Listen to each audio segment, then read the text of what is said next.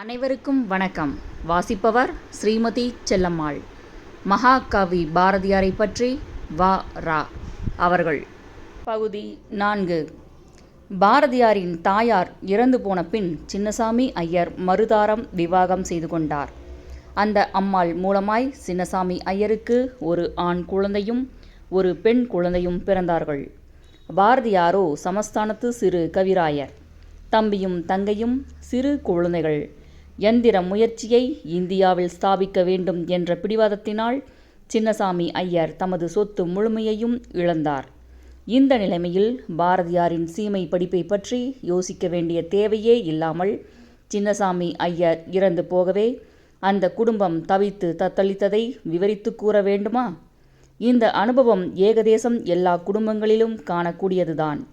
குடும்பத்தின் மூல புருஷன் மறைந்து அவருக்கு பின் அவரை அண்டி வாழ்ந்து வந்தவர்கள் திக்கற்று தவிப்பதை நமது தேசத்தில் 100க்கு 90 குடும்பங்களில் நாம் சாதாரணமாய் பார்க்கலாம். அந்த காலத்தில் இன்சூரன்ஸ் கம்பெனிகளும் அதிகமாக முழங்கவில்லை. அப்படி இருப்பினும் சின்னசாமி ஐயர் இன்சூரன்ஸ் கம்பெனிக்கு பணம் கட்டியிருப்பாரோ என்பது சந்தேகம். அதற்கு கட்டக்கூடிய பணத்தை இயந்திரத்தை பழுது பார்க்க செலவு செய்யத்தான் அவருக்கு புத்தி போயிருக்கும் என்று நிச்சயமாய் சொல்லலாம். நாம் கொண்டிருந்த ஒரே கருத்தில் சின்னசாமி ஐயர் ரொம்ப பிடிவாதம் காட்டுவார் என்று பாரதியார் அடிக்கடி சொல்லுவது உண்டு. இந்த சமயத்திலோ கொஞ்ச காலம் பொறுத்தோ நிச்சயமாய் சொல்லுவதற்கில்லை. பாரதியாருக்கு கல்யாணமும் ஆகிவிட்டது. ஆகவே புலவர் வறுமை அவரை பால்யத்திலேயே பிடித்து கொண்டு விட்டது என்று சொல்லலாம். தகப்பனார் இறந்தபின் பாரதியாரின் படிப்பு விஷயம் எப்படி இருக்கும்? நல்ல நாளிலேயே நாளிப்பால் கறக்காத பசுமாடு சங்கதிதான். சிறு பிராயம் முதலே பாரதியார் சிரிக்க சிரிக்க பேசுவார். எட்டயபுரம் ராஜா பாரதியாரின் பேச்சில் ஈடுபட்டு போனதில் என்ன ஆச்சரியம் இருக்கப் போகிறது? ஆனால் சிங்கர ரசப்பாட்டுக்களை மிகுதியும் வேண்டின ராஜாவோடு பாரதியார் நீண்டகாலம் சல்லாபம் வைத்து கொள்ள முடியாமல் போயிற்று.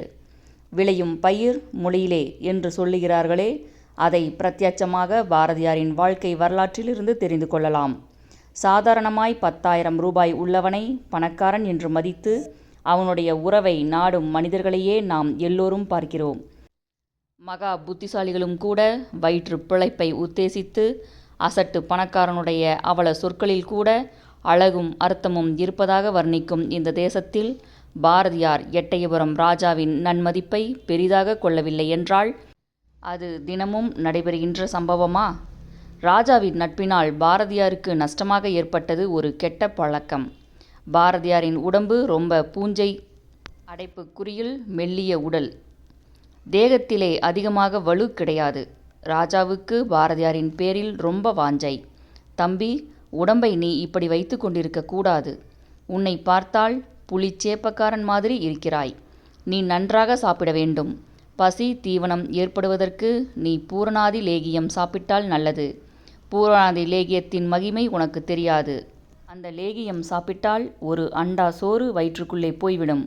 அது மட்டுமா, அண்டாவே உள்ளே போனாலும் போய்விடும் என்று விகடம் பேசி தட்டி கொடுத்து பாரதியாரை பூரணாதி லேகிய யோகியத்தில் தலை குப்புற இறங்கும்படியாக செய்துவிட்டார். இந்த சம்பவத்தை பிற்காலத்தில் தமாஷா இருக்கிற சமயத்தில் ரொம்ப வேடிக்கையாக பாரதியார் வர்ணிப்பது உண்டு. கங்கா பானம் செய்ய வேண்டும் என்று பெரியார்கள் சொல்லுவதை வேறு விதமாக மாற்றி பாரதியார் சிறு பிராயம் முதல் கஞ்சா பான முயற்சியில் மோகம் கொண்டார். பணக்காரர்களின் உறவு ஏழைகளுக்கு நல்ல பழக்கத்தை உண்டாக்காது என்று பலர் சொல்லுவதற்கு பாரதியாரே பெரிய அத்தாட்சியாக விளங்குகிறார். உடல் வலிமைக்காக பாரதியார் பூரணாதி உட்கொண்டதும் அதே உடல் வலிமையின் பொருட்டு காந்தி தமது சிறு பிராயத்தில் திருட்டுத்தனமாய் மாமிச போஜனம் செய்து இரவில் பசியில்லை என்று தம் தாயிடம் பொய் சொன்னதும் குறிப்பிடத்தக்கவை. பாரதியாருக்கு உபதேசம் செய்த ராஜாவுக்கும் காந்திக்கு உபதேசம் செய்தவருக்கும் கெட்ட எண்ணம் கிடையாது. பால்யத்தில் ஒன்றை கேட்டாலும் பார்த்தாலும் அது எவ்வாறு அழுத்தமாக பதிகின்றது என்பதை இந்த 2 நிகழ்ச்சிகளிலிருந்து தெரிந்து கொள்ளலாம். ஆகவே சிறு பிள்ளைகள் விஷயத்தில் வயதில் பெரியவர்கள் எவ்வளவு ஜாக்கிரதையாக நடந்து கொள்ள வேண்டும் என்பதற்கு இந்த 2 சம்பவங்களும் எச்சரிக்கைகளைப் போல இருக்கின்றன. எட்டயபுரத்தில் இருக்க மனமில்லாமல் பாரதியார் காசிக்கு தமது அத்தை வீட்டுக்கு சென்றார். கல்கத்தா சர்வ கலாசாலை பிரவேச பரீட்சைக்கு படித்தார். காசியிலேயே தனி பல்கலைக்கழகம் அப்பொழுது இல்லை. அக்காலத்தில் சர்வ கலாசாலையாக அமையாத சென்ட்ரல் ஹிந்து காலேஜை சேர்ந்த உயர்தர பள்ளிக்கூடத்தில் பாரதியார் படித்தார். தாம் பள்ளிக்கூடத்துக்கு போன விதரணையை பாரதியார் கேலி செய்து பேசுவது உண்டு. அந்த கேலியின் சாரம் இதுதான்: காலை மாலை நூலை ஓது என்கிறார்கள். அது தப்பு. நான் படித்த காலத்தில் நான் நூலையே ஓதினது இல்லை. பள்ளிக்கூடத்துக்கு காலையில் போனால் மாலையில் போக மாட்டேன். மாலையில் போகலாம் என்று எண்ணி காலையில் போக மாட்டேன். பிறகு ஒரு எண்ணம் தோன்றும், மாலையிலும் போக மாட்டேன். காலை மாலை உருண்டோடி போகும். புஸ்தகம் ஹஸ்தபூஷணம் என்பதும் தவறு. ஹஸ்தத்துக்கு பூஷணம் நல்ல சில்க் சட்டை, ஜோரான பச்சைக்கல் மோதிரம். நான் புஸ்தக மூட்டை தூக்கி கொண்டு பள்ளிக்கூடத்துக்கு போனதே இல்லை. சட்டை ஜேபியில் சில கடிதங்கள், ஒரு பென்சில், இவைகள்தான் இருக்கும். வாத்தியார் பாடம் சொல்லி கொண்டிருப்பார். அவரை பற்றி ஹாஸ்ய குறிப்புகள் வசனத்திலும் பாட்டிலும் எழுதி அடுத்த பையனிடம் நீட்டுவேன். இருவரும் சிரிப்போம். பிறகு பெஞ்சு பூராவும் பரவிவிடும். ஒரே சிரிப்பு. என்ன சத்தம் என்று வாத்தியார் கேட்கும் முன்னரே மெதுவாக வகுப்பிலிருந்து நழுவி விடுவேன். வீட்டுக்கு வந்து மாடியிலேறி கங்கா பிரவாகத்தை பார்த்து கழிப்பேன். இதுதான் நான் படித்த கதை. இவ்வாறு பாரதியார் பிற்காலத்தில் கேலி செய்ததை கொண்டு அவர் ஒன்றும் படிக்கவில்லை என்று யாரும் அவசரமாக முடிவுக்கு வந்துவிட வேண்டாம். பாரதியார் பள்ளிக்கூடத்துக்கு இவ்வளவு டோகர் கொடுத்தாலும் பிரவேச பரீட்சையில் முதல் வகுப்பில் தேறினார். அக்காலத்தில் காலேஜ் படிப்புக்கு முதல் படியான FA வகுப்பிலும் சேர்ந்தார். குடும்ப கவலையினாலோ கல்லூரி படிப்பில் மனமில்லாமலோ ஒரு வருஷத்துக்குள் அந்த படிப்பிற்கும் சலாம் போட்டுவிட்டு நின்றுவிட்டார். தத்தாரி மனங்கொண்ட இந்த பிள்ளையை உற்றார் உறவினர் எவ்வாறு நேசித்து பராமரித்து பாதுகாக்க முடியும்? தத்தாரி என்றால் ஒரு விஷயத்திலும் பிடிப்பில்லாத. பாரதியார் மண்டுவாக இருந்தாலும் அவர்கள் ஒருவாறு தங்கள் மனதை தேற்றிக் கொண்டிருப்பார்கள். வீட்டிலே அதிகமாக படிக்காமல் பரீட்சையில் முதல் வகுப்பிலே தேறின பாரதியார் ரொம்ப புத்திசாலி என்று அவர்கள் கண்டு கொண்டார்கள். அதனாலே தான் அவர்கள் தொல்லைப்பட்டார்கள். பரீட்சை தேறினதில் இன்னொரு விசேஷம். பிரவேச பரீட்சைக்கு 2 பாஷைகள் வேண்டும். இங்கிலீஷ் ராஜாங்கத்தில் ஒரு பாஷை இங்கிலீஷ் என்று சொல்லவும் வேண்டுமா? காசியிலே தமிழ் பாஷை கிடையாது. ஆகவே பாரதியார் தமிழிலே பரீட்சை கொடுக்க முடியாது. 2 வருஷங்களில் ஹிந்தி பாஷையை கற்றுக்கொண்டு பரீட்சையில் முதல் வகுப்பில் பாரதியார் தேறினது மிகவும் ஆச்சரியப்பட வேண்டிய விஷயமல்லவா? பாரதியாரின் ஹிந்தி உச்சரிப்பை கேட்டவர்கள் அவர் வடக்கத்தி கோஷாயி பிராமணரோ என்று சந்தேகப்படும்படி இருக்கும். அவ்வளவு டான் டான் என்று பேசுவார். ஹிந்தி பாஷையிலே சில சப்தங்களை தொண்டைக்கு கீழிருந்தே கொண்டு வர வேண்டும். நாபிக் கமலத்திலிருந்து என்று கூட சொல்லலாம். தமிழர்களுக்கு அது ரொம்ப கஷ்டமாயிருக்கும். ஆனால் பாரதியாருக்கு அது தண்ணீர் பட்டபாடு. ரொம்ப லேசாக வரும். பாரதியார் ஹிந்தி ரொம்ப அழகாக பேசுவார், உச்சரிப்பார். என்ன காரணத்தினாலோ பாரதியாருக்கு காசியும் படிப்பும் பிடிக்கவில்லை. எட்டயபுரத்துக்கு வரும்படியாக ராஜா பாரதியாருக்கு கடிதம் எழுதினார். அதுதான் சாக்கு. எட்டயபுரத்துக்கு வந்த பாரதியார் காசிக்கு திரும்பி போகவே இல்லை. படிப்பு முற்றிற்று. அரண்மனை தயவை தவிர நிலைத்த உத்தியோகம் கிடையாது. கையில் காசு சங்கதியை சொல்ல தேவையில்லை. பகுதி 5. படிப்புக்கு ஒரு உதை, காசிக்கு ஒரு கும்பிடு. கங்கையிலே கடைசி முழுக்கு. பாரதியார் எட்டயபுரத்துக்கு வந்து சேர்ந்தார். காசியிலிருந்து எட்டயபுரத்திற்கு வர வழி பிரயாண செலவுக்கு யார் பாரதியாருக்கு பணம் கொடுத்தார்களோ? அநேகமாய் ஜமீன்தார் அவர்கள்தான் கொடுத்திருக்க வேண்டும். காசிக்கு ஜமீன்தார் கடிதம் எழுதியதன் பேரில்தான் தான் எட்டயபுரத்துக்கு வந்ததாக பாரதியார் சொல்வதுண்டு. ஜமீன்தாருக்கும் பாரதியாருக்கும் ஒரு வினோதமான நட்பு. இருவரும் சேர்ந்திருந்தால் சண்டை, பிரிந்திருப்பின் பிரிவு ஆற்றாமை. இந்த விசித்திர காட்சியை தற்போதுள்ள சினிமா நடிகை காதலர்களுக்குள்ளேதான் காண முடியும். ஜமீன்தாருக்கு தமது செல்வத்திலும் செல்வாக்கிலும் பெருமை. பாரதியாருக்கு தாம் பாரதியார் என்ற உணர்ச்சி பெருமை. ஒருவர் மற்றவரை பெரியவர் என்று கொண்டாடி வணங்க முடியுமா? தன்வந்தரின் தயவு சுழற் காற்றைப் போல சுற்றி கொண்டே இருக்கும். ஒரே இடத்தில் ஒரே மனிதனிடம் நீண்ட காலம் தரித்திருக்காது. பாரதியார் வரும் வரையிலே தான் ராஜாவுக்கு ஆத்திரமும் அன்பும். நேரில் அவரை பார்த்ததும் தாம் ராஜா என்ற எண்ணம். இந்த தொல்லைக்கு என்ன செய்கிறது? பாரதியார் வந்ததும் அவருக்கு வேலையில்லாத உத்தியோகம். ஆனால் சம்பளம் உண்டு. இவ்வளவு என்று தஸ்தாவேஜியில் குறிப்பிடப்படவில்லை. ராஜாவின் தயவு இருக்கும் வரையில் சம்பளத்துக்கு பயமில்லை. ஆனால் பெரிய இடத்து தயவை பற்றிதான் சந்தேகம். அதை திட்டமாய் சொல்ல முடியாது. ஜமீன்தாரின் உறுதியற்ற மனதை பற்றி பாரதியார் சின்னசங்கரன் கதையில் நன்றாக வர்ணித்து இருக்கிறார். ராக்கப்பிள்ளைக்கு நிலம் கொடுக்கவும் என்று மொட்டையாக ஒரு உத்தரவு போடுவாராம் ராஜா. எந்த ராக்கப்பிள்ளை எவ்விடத்தில் நிலம் கொடுக்கிறது, எவ்வளவு நிலம் கொடுக்கிறது, நஞ்சையா புஞ்சையா வீடு கட்ட நிலமா என்ற விவரமே தெரியாதாம். உத்தரவின் அர்த்தத்தை விளக்கமாக தெரிந்து கொள்வதற்கு அரண்மனை காரிய நிர்வாகிகள் ஜமீன்தாரை கிட்ட அணுக அஞ்சுவார்களாம். எனவே அவர்கள் தங்கள் இஷ்டப்படி உத்தரவை நிறைவேற்றி வைப்பார்களாம். கேள்வி முறை இல்லாத கண்மூடி தர்பார் என்பார் பாரதியார். இந்த கண்மூடி ராஜ்யத்தில் நான் எப்படி காலந்தள்ள முடியும் என்று பரிதாபத்துடன் பாரதியார் கேட்கும் பொழுது மற்றவர்கள் என்ன பதில் சொல்ல முடியும்? தலையை அசைத்து கேட்டுக்கொண்டிருக்கிறதை தவிர அவர்களுக்கு வேறு வழி கிடையாது. இக்காலத்து வாழ்வை பற்றி பாரதியார் சிறிதளவு சமயம் நேர்ந்த பொழுது சொல்லுவதுண்டு.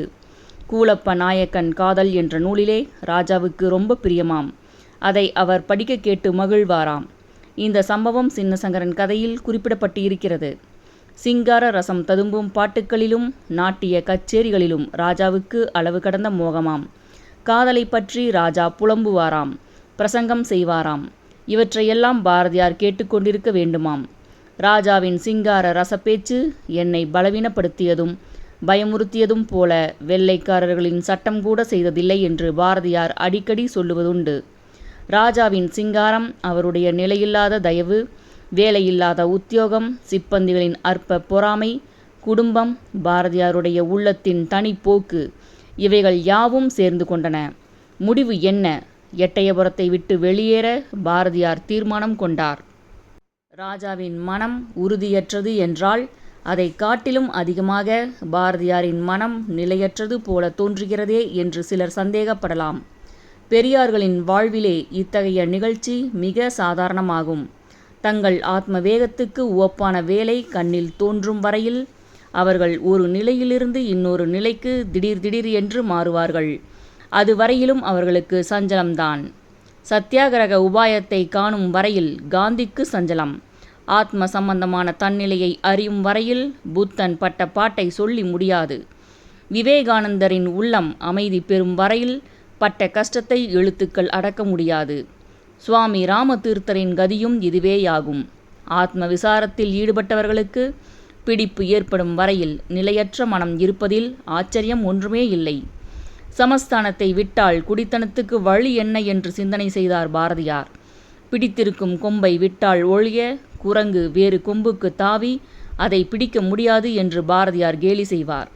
பழைய கொம்பும் கை நழுவி புது கொம்பும் அகப்படாவிட்டால் குரங்கு என்ன செய்யும் என்று யாரேனும் கேட்க துணிந்தால் கீழே விழுந்து மண்டை உடைந்து இறக்க வேண்டியதுதான். அதற்கு பயப்பட்டு பயனில்லை என்று பாரதியார் படீர் என்று முடித்து விடுவார். ஆனால் பாரதியாரின் உபமான குரங்கின் கதி அவருக்கு நேரவில்லை. பாண்டிய நாட்டுக்கு தலைநகரான மதுரையில் சேதுபதி உயர்தர பள்ளிக்கூடத்தில் இந்த சமயத்தில் தமிழ் பண்டிதர் வேலை காலியாயிற்று. அந்த வேலை பாரதியாருக்கு கிடைத்தது. பாரதியார் மனு பண்ணி கொண்டாரா அல்லது எவரேனும் சிபாரிசு செய்து அங்கே பாரதியாரை கொண்டு போய் சேர்த்தார்களா என்பதற்கு விவரம் அகப்படவில்லை. பாரதியார் தமிழ் பண்டிதர் வேலையில் அமரும் முன் எட்டயபுரத்தில் அவருக்கு ஒரே ஒரு நண்பர்தான் நம்பிக்கைக்கும் விசுவாசத்துக்கும் உரியவராய் இருந்தாராம். அந்த இளைஞர் ஐயங்காராம், சமஸ்தானத்து குமாஸ்தா. ஆனால் அந்த இளைஞரை பற்றி பேசுகையில் பாரதியார் கண்ணீர் விடுவார். சொற்ப சம்பளத்தில் குமாஸ்தா வேலை பார்த்து வந்த அந்த இளைஞர் மேதாவி என்றும் அவர் அபூர்வமான தமிழ் நாடகம் ஒன்று எழுதினார் என்றும் அது அச்சுக்கு வராமல் போனது பெரிய நஷ்டம் என்றும் பாரதியார் சொல்லுவார். அந்த இளைஞர் யாரோ, அவர் இப்பொழுது உயிருடன் இருக்கிறாரோ, இந்த சங்கதிகள் எனக்கு தெரியாது. 1901 அல்லது 1902 பாரதியார் தமிழ் பண்டிதர் பதவியை ஏற்றுக்கொண்டிருக்க வேண்டும் என்பது என் உத்தேசம். 1903ஆம் ஆண்டு முடிவுக்குள்ளாகவே அவர் சென்னைக்கு போய்விட்டார். 1 வருடமோ 1½ வருடமோ சேதுபதி பள்ளிக்கூடத்தில் பாரதியார் தங்கியிருந்ததாக தெரிய வருகிறது. தமிழ் பண்டிதர் பதவிக்கு பாரதியாரிடமிருந்த லட்சணங்கள் வினோதமானவை. எட்டயபுர சமஸ்தான வித்வான்கள் அளித்த பாரதி என்ற பட்டம் ஒன்றே முதல் தரமான லட்சணம் என்று எண்ணுகிறேன். தமிழ் பண்டிதர்கள் நன்னூல் சூத்திரங்களை தலைகளாய் சொல்ல முடியுமே, அந்த சாமர்த்தியம் பாரதியாருக்கு கொஞ்சம் கூட கிடையாது. நன்னூலை அவர் பார்த்திருப்பார் என்று நிச்சயமாய் சொல்லலாம். அதை படித்து நெட்டுரு பண்ணியிருப்பாரோ என்பது சந்தேகம்தான். தோன்றல், திரிதல், கெடுதல், விகாரம் மூன்றும் மொழி மூவிடத்தும் ஆகும். இந்த சூத்திரத்தை பாரதியார் எப்படியெல்லாமோ கேலி செய்வார். நன்னூல் தற்போது இருக்கிற நிலையில் பாரதியாருக்கு துளிக்கூடம் பிடித்தம் இருந்ததில்லை. நன்னூலிலே இவ்வளவு வெறுப்பு கொண்ட பாரதியார் எவ்வாறு தமிழ் பண்டிதர் உத்தியோகம் பார்த்தார் என்பதை குறித்து ஆச்சரியப்பட வேண்டி இருக்கிறது. வகுப்பிலே படித்த சில பையன்கள், பெரிய பையன்கள், பாரதியாருக்கு அப்பொழுது வயதும் அதிகமாக ஆகவில்லை. வாட்டசாட்டமான உடலும் அவருக்கு கிடையாது. உடம்பிலே சக்தியும் அதிகமாக கிடையாது. இலக்கண அறிவும் 0 என்றே சொல்லலாம். தமிழ் பண்டிதர் வேலை தமக்கு சாஸ்வதமானதல்ல என்று அவரும் ஜபித்து கொண்டிருத்திருக்க வேண்டும். ஊரும் புதிது. இந்த நிலைமையில் பாரதியார் தமிழ் பண்டிதராய் எவ்வாறு காலந்தள்ளினாரோ? இந்த சமயத்தில் சென்னையில் சுதேசமித்திரன் பத்திரிகையை நடத்தி வந்த காலஞ்சென்ற ஸ்ரீமான் சுப்பிரமணிய ஐயர் மதுரைக்கு போய் சேர்ந்தார். அப்பொழுது சுப்பிரமணிய ஐயர் பாரதியாருக்கு அறிமுகமானார். பாரதியாரின் மேதையை அவர் உடனே தெரிந்து கொண்டார். உள்ளூர அவருக்கு ஆனந்தம். எப்படியாவது பாரதியாரை சென்னைக்கு கொண்டு போய் விடுகிறது என்று ஐயர் தீர்மானம் கொண்டார். தமிழர்களை அரசியல் துறையில் கண்விழிக்க செய்த மகான் சுப்பிரமணிய ஐயர். அவரிடம் அற்பத்தனம் சிறிதும் இருந்ததில்லை. பாரதியாரின் மேதையை நேரில் கண்ட ஐயர் சென்னைக்கு வரும்படி பாரதியாரை வேண்டிக் கொண்டார். தற்காலத்து பத்திராதிபர்கள் தவிக்கும் மேதாவி ஆசிரியர்களுக்கு தக்க பரிவு காண்பிப்பார்களோ என்பது சந்தேகம். ஐயர் அவர்களின் அரசியல் தொண்டையும் அவர் பாரதியாரிடம் காண்பித்த பரிவையும் அன்பையும் தமிழர்கள் ஒரு நாளும் மறக்க முடியாது. இந்த இடத்தில் ஒரு சந்தேகம்.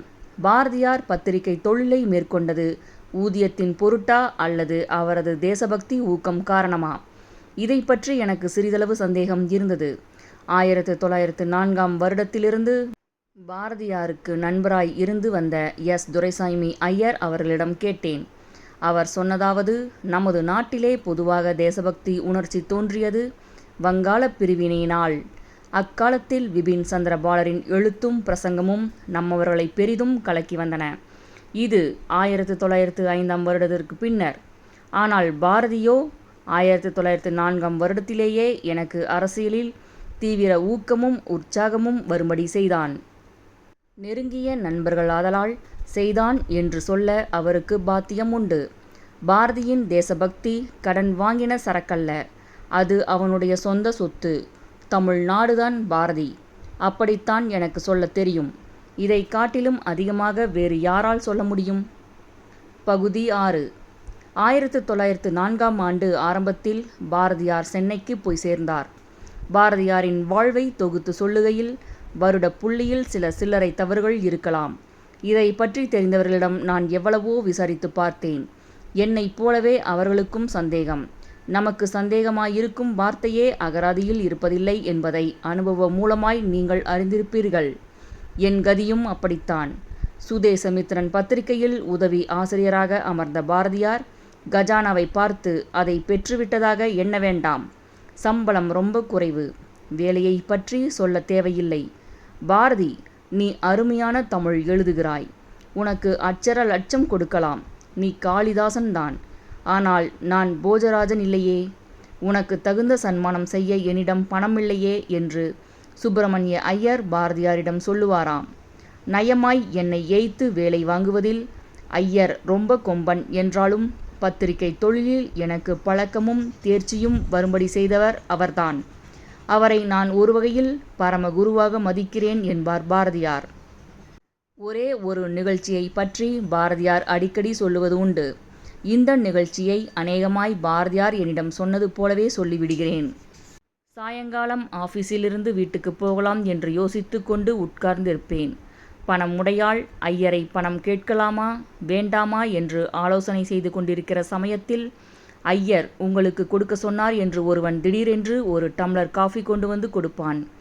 ஐயருடைய அன்பை பற்றி நினைத்து பிரம்மானந்தப்பட்டு கொண்டிருப்பேன். இந்த சமயத்தில் ஐயர் வந்து தோன்றுவார். அவரை பணம் கேட்க வேண்டுமென்று நினைத்த நினைப்பே போய்விடும். பாரதி, சர் ஹென்றி காட்டன் இந்தியாவை பற்றி உருக்கமாக சீமையிலே பேசியிருக்கிறாரே, அதை பார்த்தாயோ என்பார் ஐயர். ஆமாம், பார்த்தேன். நன்றாய் பேசியிருக்கிறார் என்பேன். அதை நாளைக்கே நம்ம பத்திரிகையில் பிரசுரிக்க வேண்டாமோ என்பார். கட்டாயம் பிரசுரிக்க வேண்டும் என்பேன். அந்த பிரசங்கத்தின் ரசம் கெடாமல் தமிழில் மொழிபெயர்க்க உன்னை தவிர யாரால் முடியும் என்பார். தலை குனிந்து கொண்டு நிற்பேன். அதை நீ ஆபீஸிலே மொழிபெயர்க்க வேண்டுமென்கிற அவசியம் இல்லை. வீட்டுக்கு எடுத்துக்கொண்டு போய் தர்ஜமா செய்து நாளைக்கு காலமே நீ வருகிற பொழுது கொண்டு வந்தால் போதும். வீட்டிலே விளையாட்டு போல மொழிபெயர்த்து விடலாம். அரை மணி கூட பிடிக்காது உனக்கு என்பார் ஐயர். அதை எடுத்துக்கொண்டு வீட்டுக்கு போவேன். எனக்கு ஆபீஸிலே மட்டும் வேலையா? தாலுகா கச்சேரி குமாஸ்தாவைப் போல வீட்டிலேயும் வேலை. கூலிக்கு உழைக்கிறவர்களின் கதி இதுதான். இவ்வாறு பாரதியார் சொல்லிவிட்டு, ஐயர் என்னை அன்பை கொண்டு ஏய்த்தது உண்மை. என்றாலும் இந்த மொழிபெயர்ப்பு வேலை எனக்கு எவ்வளவு ஒத்தாசை செய்தது தெரியுமா?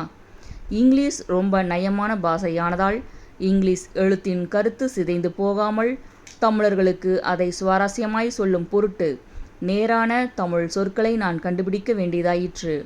தமிழ் பாஷையின் கம்பீரமும் ரசமும் அப்பொழுது எனக்கு இன்னும் தெளிவாய் தெரிந்தன என்பார். தமிழுக்கு புதிய உயிர் கொடுத்து அதை புது மொழியாக்கிய பாரதியார் சுதேசமித்திரன் ஆபீஸில் மொழிபெயர்ப்பு வேலை செய்தது நமக்கு ஆச்சரியமாயிருக்கலாம். ஐயர் பாரதியாரை தலையங்கம் எழுதுபடி விட்டதில்லையாம்.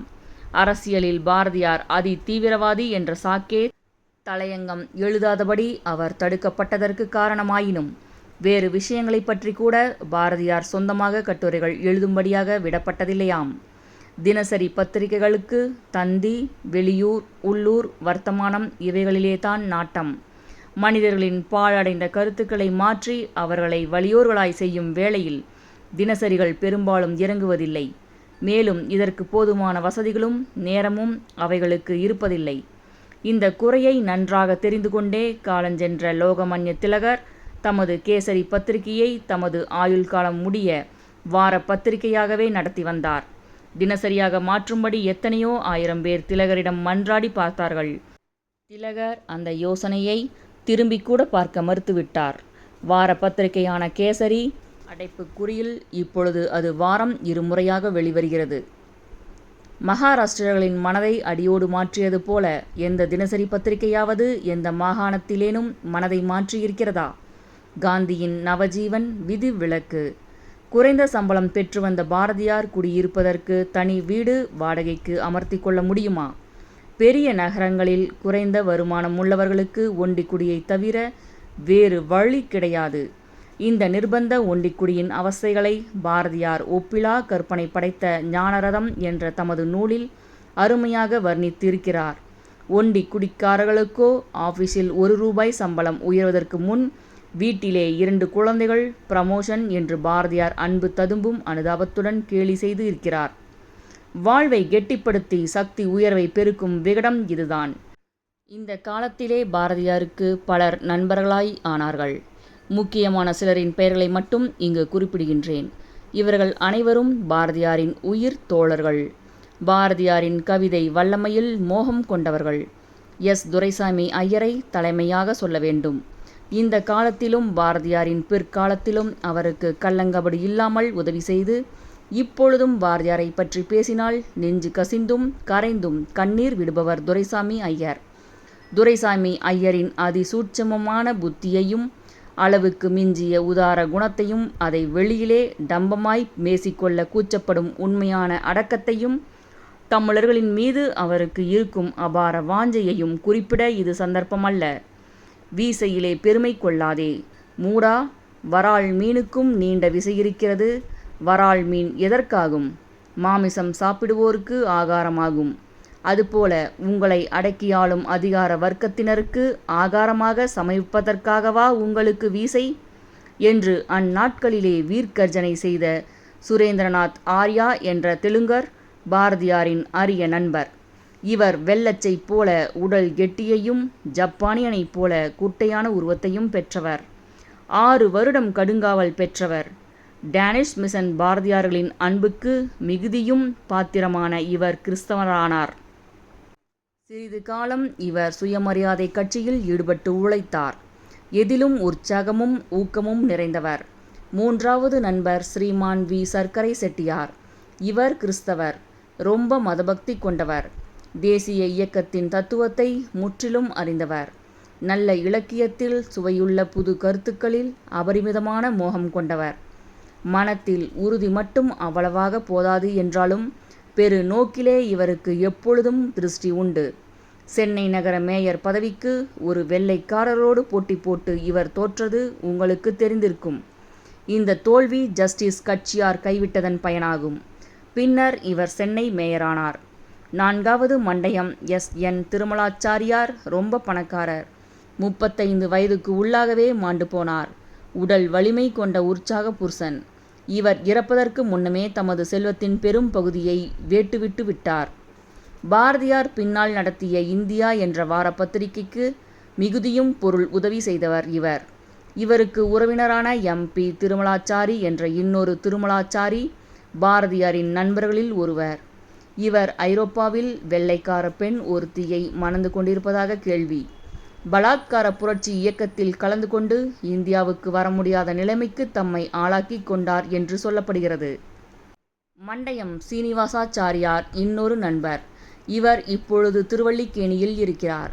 ரொம்ப நல்லவர். இவருடைய குடும்பத்துக்கு தூத்துக்குடி சுதேசி கப்பல் கம்பெனி மூலமாய் ஏற்பட்ட நஷ்டத்தை லட்சக்கணக்கில் சொல்லலாம். சென்னையிலும் புதுச்சேரியிலும் சுமார் 20 வருடங்களுக்கு அதிகமாக பாரதியாரோடு நெருங்கிய நட்பு கொண்டவர். இந்தியா பத்திரிகையின் சொந்தக்காரர்களில் ஒருவர். தமிழ், கன்னடம், உருது, பிரெஞ்சு, இங்கிலீஷ் முதலிய பாஷைகளில் நிபுணர். Doctor MC. நஞ்சுண்டராவ் என்ற பேர் போன டாக்டர் ஒருவர் மயிலாப்பூரில் வசித்து வந்தார். வயதிலே பாரதியாருக்கு ரொம்ப பெரியவர்.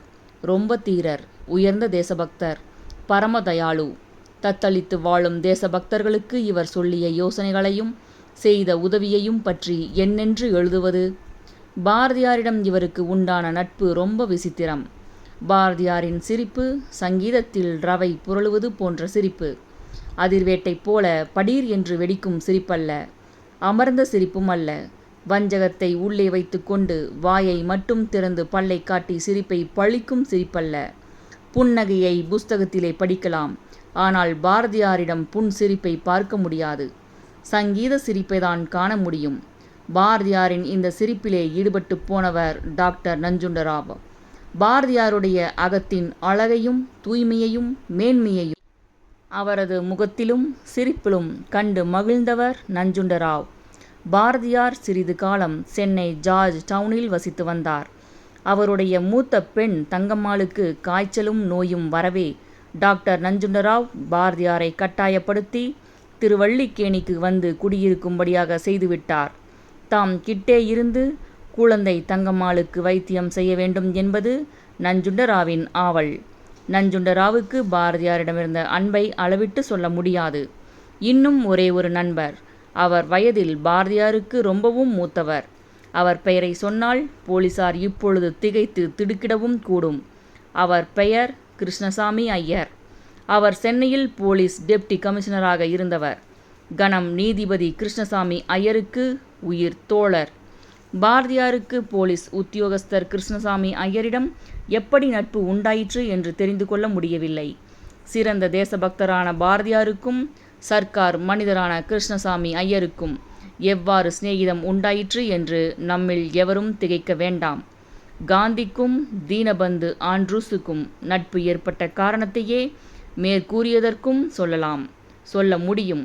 பொதுவாக எந்த கூட்டத்துக்கும் இழிவோ பெருமையோ இருக்கலாம். அந்த பொதுவான நிலைமை அந்த கூட்டத்தை சேர்ந்த தனி நபர்களுக்கும் இருக்க வேண்டும் என்று சாதிக்க முன்வருவது தகாத காரியமாகும். பகுதி 7. பாரதியார் சுதேசமித்திரன் பத்திரிகையில் நீண்ட காலம் இருக்க முடியவில்லை. தமது புதிய ஆத்திச்சூடியில் பெரிதினும் பெரிது கேள் என்று அவர் எழுதியிருக்கிறார். இதையே அவரது வாழ்க்கை தத்துவமாகவும் வைத்து கொள்ளலாம். பெரிதினும் பெரிதை விரும்பும் பாரதியாருக்கு சுதேசமித்திரன் பத்திரிகையில் இடம் இல்லாமல் போனது ஆச்சரியமல்ல. சுதேசமித்திரன் புரட்சியை நாடும் பத்திரிகையாக அக்காலத்தில் நடத்தப்படவில்லை. அக்காலத்து காங்கிரஸ் கொள்கையையும் முறையையும் அது ஆதரித்து வந்தது. அக்காலத்து காங்கிரஸ் மிதவாத காங்கிரஸ். திலகர் நாளிலே காங்கிரசுக்கு புதிய உணர்ச்சி உண்டாயிற்று. அந்த புதிய உணர்ச்சி சிறு பகுதி கல்கத்தா காங்கிரசிலும் பெரும் பகுதி சூரத் காங்கிரசிலும் வெளித்தோன்றிற்று. 1905ஆம் ஆண்டில் அப்பொழுது வைஸ்ராயாக இருந்த கர்சன் பிரபு வங்காளத்தை மேல் வங்காளம், கீழ் வங்காளம் என்று 2 கூறுகளாக பிரித்தார். வங்காளிகள் இந்த ஏற்பாட்டை ஆத்திரத்துடன் எதிர்த்தார்கள். இந்த கிளர்ச்சி நின்றும் பிறந்ததுதான் சுயராஜ்ய கிளர்ச்சி. வங்காள பிரிவினை காலத்துக்கு சிறிது முன்னும் அதை ஒட்டியும் பாரதியார் தமது தேசபக்தி துடிதுடிப்பை தாங்க முடியவில்லை. அந்த துடிதுடிப்பின் முடிவு சிறைதான் என்று ஜி. சுப்பிரமணிய ஐயருக்கு நன்றாய் தெரியும். எனவே 2 பேரும் மனம் ஒப்பிய பிறகே பாரதியார் சுதேசமித்திரன் பத்திரிகையை விட்டு விலகி கொண்டார். பாரதியாரிடம் சுப்பிரமணிய ஐயருக்கு இருந்த பிரேமை ஐயர் சாகும் வரையில் இருந்து வந்தது. பாரதியாரின் மன கசப்பால் சுதேசமித்திரனை விட்டார் என்ற வதந்திக்கு ஆதாரம் இல்லை. ஜி. சுப்பிரமணிய ஐயர் கோகலேயைப் போல மிதவாதி அல்லர், காந்தியைப் போல புரட்சிக்காரரும் அல்ல. எனவே அரசியலில் அதிதீவிர புரட்சி மனப்பான்மை கொண்ட பாரதியார் ஐயரின் காரியாலயத்தினின்றும் வெளியேறியது ரொம்ப பொருத்தமுள்ளதாகும். சுதேசமித்திரனை விட்ட பாரதியார் சும்மா இருக்கவில்லை. பல நண்பர்களின் உதவியை கொண்டு இந்தியா என்ற தமிழ் வார பத்திரிகையை துவக்கினார். சிவப்பு நிறம் அபாயக்குறி என்று சொல்வதுண்டு. இந்தியா பத்திரிகை சிவப்பு தாளில் அச்சிடப்பெற்றது. வாரத்துக்கு ஒரு முறை ஆனாலும் அந்த நாளில் இந்தியா மிகவும் ஆவலுடன் படிக்கப்பெற்றது. 4000 பிரதிகளுக்கும் மேல் செலவழிந்ததாம். இது 1906ஆம் ஆண்டில். இந்தியா பத்திரிகையில் நூதனங்கள் என்னவெனில், உள்ளதை உள்ளபடியே அஞ்சாமல் அழகாக வலிமையுடன் எடுத்துரைக்கும் எழுத்து. 2வது பாட்டு. 3வது கேலி செய்யும் கூடார்த்த படங்கள். 4 பெரியார்களின் ஜீவிய வரலாறு. அவ்வப்போது சிற்சில ஆராய்ச்சி கட்டுரைகளும் வந்து கொண்டிருந்தன. இந்தியா பத்திரிகை ஆரம்பித்த சிறிது காலத்துக்குள் பாரதியாரின் பெயர் பரவலாயிற்று. வங்காள பிரிவினை கூடாது என்று வங்காளிகள் கிளர்ச்சி செய்தார்கள் என்றேனே, அதன் பயன்கள் என்னவெனில், நவசக்தி, யுகாந்திரம், வந்தே மாதரம், நியூ இந்தியா முதலிய புரட்சி பத்திரிகைகள் வங்காளத்தில் தோன்றின. வங்காளத்தில் எழுந்த சுயராஜ்ய உணர்ச்சியும் கோஷமும் இந்தியா தேசம் முழுவதும் சூழ்ந்து பரவின. 1906இல் கல்கத்தாவில் காங்கிரஸ், தாதாபாய் நவ்ரோஜி தலைவர். வயதான கிழவர் என்றாலும் அவர் கல்கத்தா காங்கிரஸில் சுயராஜ்யம் என்ற மூல மந்திரத்தை துணிவுடன் ஜபித்தார். முக்கியமான 4 தீர்மானங்கள் காங்கிரஸில் நிறைவேறின. சுதேசி, அந்நிய நாட்டு சாமான் பகிஷ்காரம், நாட்டு கல்வி, சுயராஜ்யம் இவைகளை பற்றி ஆணித்தரமான தீர்மானங்கள் நிறைவேறின. மிதவாதிகளும் அரசாங்கத்தாரும் ஏக காலத்தில் பயப்பட்டு போனார்கள். நாள் அதுவரையில் ஒழுங்காக தடையின்றி நடைபெற்று வரும் தேச பக்தர்களின் சிறைவாசத்துக்கு கல்கத்தா காங்கிரஸே காரணமாகும். மிதவாதிகள் அரசாங்கத்தாருக்கு துணை, மிதவாதிகளுடன் சேராத தேசபக்தர்களுக்கு சிறை. இது மாமூல். கல்கத்தா காங்கிரஸில் நிறைவேறிய ஆணிவேர் தீர்மானங்களை மாற்ற வேண்டும் என்பது மிதவாதிகளின் முயற்சி. இதற்கு சர்க்கார் தூண்டுதலும் உண்டு. அதுவரையிலும் சர்க்காருக்கு மனு பண்ணி கொண்டிருந்த காங்கிரஸ் தன் சொந்த சக்தியுடன் தலை நிமிர்ந்து நிற்கலாமா என்பது சர்க்காரின் மூளையை கலக்கின பிரச்சனையாகும். காங்கிரசின் புது கொள்கையை தாங்கி பாரதியார் இந்தியா பத்திரிகையில் எழுதி வந்தார். வாரா வாரம் புதுக்கட்சி உற்சாகமே நாடெங்கும் உற்சாகம். இந்த சமயத்தில் வங்காளத்திலிருந்து விபின் சந்திர பாலர் சென்னைக்கு விஜயம் செய்தார். சென்னையில் அவர் செய்த 5 பிரசங்கங்கள் தமிழர்களின் அரசியல் பொக்கிஷமாகும். விபின் பாபுவின் சென்னை விஜயத்துக்கு பாரதியாரும் அவருடைய நண்பர்களுமே காரணஸ்தர்கள். வங்காள தலைவரை வரவேற்க பழைய சென்னை தலைவர்கள் மிகுதியும் அஞ்சினார்கள். பாரதியாரின் கோஷ்டியார் சிரமம் எடுத்துக்கொண்டு வேலை செய்திராவிடில் விபின் பாபுவின் சென்னை பிரசங்கங்கள் நடந்திருக்க முடியாது. பாபுவின் முதல் பிரசங்கத்துக்கு தலைமை வகிக்க எந்த பெரிய மனிதரும் சம்மதிக்கவில்லை. அவ்வளவு பயம். ஸ்ரீமான் ஜி. சுப்பிரமணிய ஐயர் மட்டும் இசைந்தார். ஐயர் சமயத்தில் தமிழர்களின் மானத்தை காப்பாற்றினார். சுப்பிரமணிய ஐயர் சம்மதித்ததற்கு பாரதியார் காரணம் என்று வைத்துக்கொள்ளலாம். அந்நிய நாட்டு துணிகளுக்கு முதலில் தீ வைத்தவர் காந்தி அல்லர். சென்னை திருவல்லிக்கேணி கடற்கரையில் விபின் பாபுவின் பிரசங்க காலத்தில்தான் முதல் தீ தோன்றிற்று. நல்ல ஆல்பாக்கா சட்டைகளும் உயர்ந்த குல்லாக்களும் 100 கணக்கில் தீயில் விழுந்தன. சென்னை நகரத்தினரின் அரசியல் மனப்பான்மையில் திடீரென்று புரட்சி ஏற்பட்டது. சென்னையில் மகாஜன சபை என்று ஒன்று இருக்கிறது. அக்காலத்தில் அதன் அங்கத்தினர்கள் சர்க்கார் பக்தர்கள். உருப்படியான எந்த வேலையையும் செய்ய துணிந்ததே இல்லை. எனவே பாரதியார் சென்னை ஜனசங்கம் என்று ஒன்றை ஸ்தாபிக்க முயன்றார். சங்கமும் ஸ்தாபிக்கப்பட்டது. அது தோன்றி அழியும் வரையில் போலீசார் அதன் பேரில் கடைக்கண் பார்வை செலுத்துவதை நிறுத்தவில்லை. 1907 சூரத்தில் காங்கிரஸ். இதற்குள் வங்காளத்தில் வெடிகுண்டு உதயமாயிற்று. துப்பாக்கி சத்தமும் கேட்கும் என்று தோன்றிற்று. நாடு முழுதும் பரபரப்பு.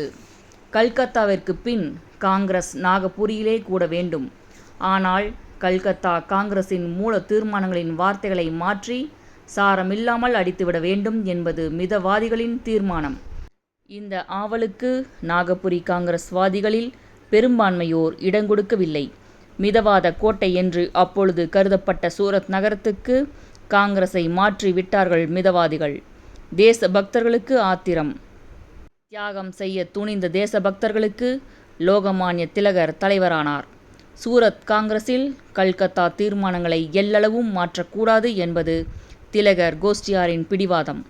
திலகருக்கு சாதகமாக பாரதியார், வ.உ. சிதம்பரம் பிள்ளை உள்ளிட்ட 100 தமிழ்நாட்டு பிரதிநிதிகள் சூரத்துக்கு சென்றார்கள். சூரத் காங்கிரஸிலே மிதவாதிகளின் தலைவரான சுரேந்திரநாத் பானர்ஜிக்கு செருப்படி விழுந்ததும், நாற்காலிகள் முறிந்ததும், கை குத்துச்சண்டை கலவரம் எழுந்து பொங்கியதும், காங்கிரஸ் நடைபெறாமல் போனதும் பழங்கதை. சூரத் காங்கிரஸ் உடைந்தது தமிழ்நாட்டு பிரதிநிதிகளின் முரட்டுத்தனத்தால் தான் என்று அக்காலத்தில் கூறப்பட்டது. சூரத் காங்கிரஸ் உடைபட்டது நாட்டு நன்மைக்காயின் அந்த பெரிய புண்ணியத்தை தமிழர்கள் ஏன் ஏற்றுக்கொள்ளக்கூடாது? ஆனால் அவ்வாறு நேர்ந்தது தமிழர்களால் அல்ல என்று ஸ்ரீமான் எஸ். துரைசாமி ஐயர் சொல்லுகிறார். துரைசாமி ஐயர் பாரதியாரோடு சூரத்துக்கு சென்றிருந்தவர். சென்னையிலிருந்து சூரத் வரையிலும் தமிழ் பிரதிநிதிகளின் வழி பிரயாண உற்சாகத்தை அளவிட்டு சொல்ல முடியாது என்கிறார் ஐயர். பாரதியார் இருக்கிற கூட்டத்தில் உற்சாக குறைவு இருக்க முடியுமா? ஒரே ஒரு சம்பவம். அதை குறிப்பிட்டுவிட்டு இந்த அத்தியாயத்தை முடித்து விடுவோம். பாரதியார் சூரத் காங்கிரசுக்கு முன் திலகரை பார்த்ததில்லை. பார்க்க ஆவல். காங்கிரஸ் சமயத்தில் சூரத்தில் கனத்த மழை. காங்கிரஸ் கொட்டகைக்கும் பிரதிநிதிகள் தங்கியிருந்த இடத்துக்கும் இடையே நல்ல பாதை இல்லை. செப்பனிடப்பட்ட பாதையும் மழையால் சீர்குலைந்து போய்விட்டது. அந்த பாதையை ஆட்களை கொண்டு செப்பனிட்டு கொண்டிருந்தார் திலகர். அந்த மகானுக்கு எந்த வேலை சிறிது, எந்த வேலை பெரிது? திலகரை காண வேண்டுமென்ற ஆவலினால் பாரதியார் தாம் தங்கியிருந்த இடத்திலிருந்து வெளியே போய் விசாரித்தார். திலகர் எங்கே இருக்கிறார் என்று சொல்ல யாருக்கும் தெரியவில்லை. கசந்த மனத்துடன் பாரதியார் குறியில்லாமல் காங்கிரஸ் பாதையில் நடந்து சென்றார். 100 ஆட்கள் வரையிலும் பாதையை செப்பனிடுவதைக் கண்டார். கிட்டே நெருங்கினார். குடை பிடித்து கொண்டு தலைமை மேஸ்திரியாக ஒருவர் பாரதியாரின் பார்வைக்கு பட்டார். பின்னர் நடந்ததை பாரதியார் பின்வருமாறு என்னிடம் சொன்னார். நான் போய்க் கொண்டிருக்கையில் குடையின் பின்பக்கத்தை கண்டேன். எதிரே போனேன். அந்த மனிதனுடைய கண்களை பார்த்தேன். அவை உயிர் தணலை கக்கும் குண்டுகளைப் போல என் பேரில் பாய்ந்தன. ஒன்றும் பேசாமல் அவர் பாதத்தை தொட்டு சாஷ்டாங்கமாய் நமஸ்காரம் செய்தேன். லோகமான்யரின் தீ விழிகளை கண்டவர் பயபக்தி கொள்ளாமல் இருக்க முடியாது. இந்தியாவின் சுதந்திர தாகமும் சக்தியும் லோகமான்யரின் அக்னி ஜுவாலை கண்களில் பிரகாசித்ததில் ஆச்சரியம் உண்டோ? இந்த பகுதி இத்துடன் நிறைவடைகிறது. நூலின் அடுத்த அத்தியாயங்களை வாசிக்க ஸ்ரீமதி செல்லம்மாள் வலையொலி அலைவரிசையை பதிவு செய்யுங்கள். செல்லம்மாள் தொடர்வாள். நன்றி, வணக்கம்.